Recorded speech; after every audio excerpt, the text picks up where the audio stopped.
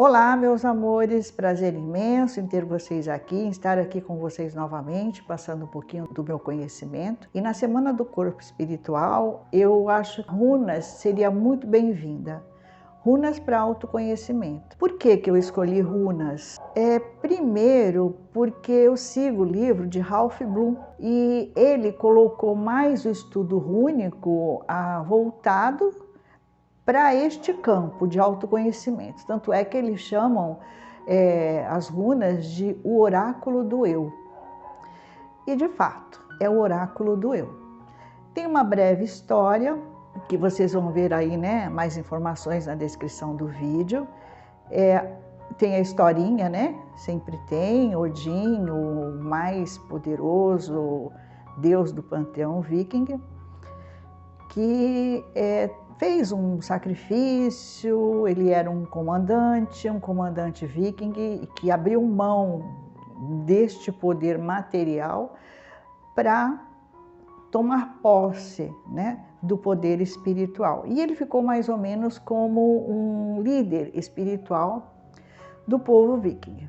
Foi ele que criou as 24 runas, que são símbolos porque também, né, a gente entende bem ele, porque a mente trabalha melhor com símbolos do que com palavras.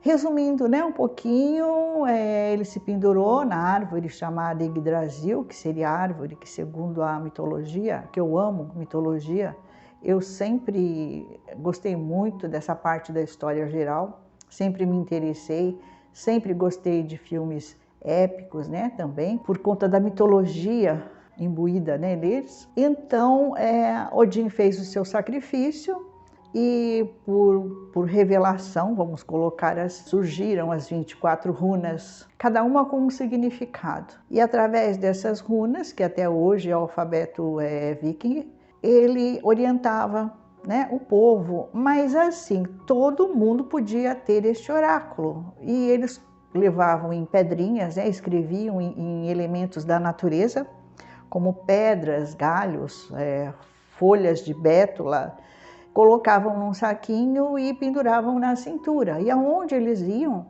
eles simplesmente tiravam uma runa e já sabiam o significado, o que aquela runa estava dizendo. Mas o que ela dizia, na verdade? Ela dizia como a pessoa estava lidando com aquela situação. Por isso que é o oráculo do eu. A runa, quando ela é feita em material da natureza, tipo pedras semipreciosas e até preciosas, eu já vi, muito linda. Galhos, folhas, que mais? Onde eles colocavam, bom, tudo que pudesse marcar o símbolo ali. Muitos usavam pigmentos da época, outros utilizavam o próprio sangue para escrever as runas. E ali dizia, por exemplo, se a pessoa estava... As runas também têm a forma correta e a invertida. Quando ela está na forma correta, significa que a pessoa está no caminho certo, está lidando muito bem com aquela situação. E quando ela cai no invertido, significa que não está sendo legal, né? A pessoa não está lidando direito com aquela situação. E aí ela precisa de se autocorrigir. Então, e aqueles 24 símbolos que eram reconhecidos, né, por todos, porque, como eu já disse, além de ser o alfabeto, também era uma espécie de guia, né, da conduta da pessoa, se estava bom ou não, se aquilo estava certo ou não. Também foi adicionada, depois da morte de Odin, uma 25ª runa em homenagem a ele, que é a runa branca. A runa branca, ela significa assim a força do destino, uma página em branco, onde você escreve o seu destino. Agora, eram runas adivinhatórias? Não, mas elas podem servir como um oráculo, como uma forma de indicar para a pessoa, o seu consulente no caso, se ela está no caminho certo, se ela está lidando bem com aquela situação ou não. Agora, as runas adivinhatórias mesmo, né, as runas que lidavam com essa parte de premonição, prevenção, intuição, eram as runas de sacerdotisa que são chamadas de runas de Wicca. Quando Odin levou, né, o conhecimento daquelas runas, ele formou um clero de 12 sábios, que também reportamos as 12 casas da astrologia, cada um com a sua função. E também a Igreja Católica, que na época vivia, né, evangelizando ou percorrendo, né, os locais, levando a palavra da religião deles, né, simplesmente também chegaram nesses Países Baixos, que hoje em dia podemos chamar de Escandinávia, Suíça, né, a gente não sabe direito, era por ali que eles moravam, né, que eles habitavam. Então eles simplesmente chegaram e falaram, não, tá tudo errado, não existe Odin, nada disso tá certo, a religião tem que ser outra. Essa parte eu não gosto muito, porque eu acho que é uma invasão cultural, né? Mas é uma opinião minha, tá? E simplesmente utilizaram lá, né, o templo de Odin como um local de reunião, né, da Igreja Católica, mas alguns não aceitaram, não se revoltaram, mas simplesmente guardaram, né, o conhecimento para eles e se colocavam assim meio escondidos, né, para suas práticas espirituais. Como vocês já sabem, eu não tenho religião. Eu gosto da parte boa de todas as religiões, respeito todas elas, seja uma religião, seja uma filosofia de vida, seja uma seita, mas eu acho que tudo aquilo que traz autoconhecimento é bom demais. Então, vamos voltar ali para o Fupark, que no caso seria o alfabeto rúnico, né? Esse alfabeto, ele era dividido em 3 de 8. Por que 3 de 8? Porque para eles esse número, esses dois números, eles tinham um potencial espiritual muito grande. Eles misturavam muito, né? A parte assim de